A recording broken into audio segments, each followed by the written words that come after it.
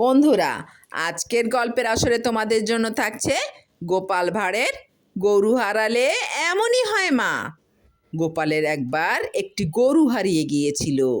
চৈত্রের কাঠফাটা রোদ্দুরে বনে বাদারে খুঁজে খুঁজে সে বিকেলে নিজের বাড়ির দাওয়ায় ধপাস করে বসে ছেলেকে ডেকে বললে, ও ভাই, জলদি এক ঘটি জল আনো, তেষ্টায় ছাতি ফেটে যাচ্ছে।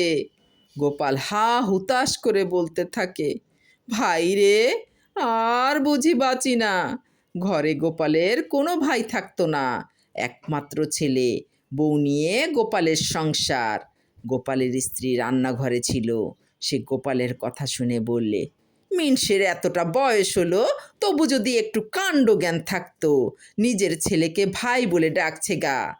ঘরে ছেলে ছাড়া কি আর কটা ভাই আছে গো তোমার? স্ত্রীর কথা শুনে গোপাল বললে, সাধের গরু হারালে এমনই হয় মা। স্ত্রী মা ডাক শুনে এক হাত জিভ বের করে সেখান থেকে পালিয়ে যেন বাঁচে।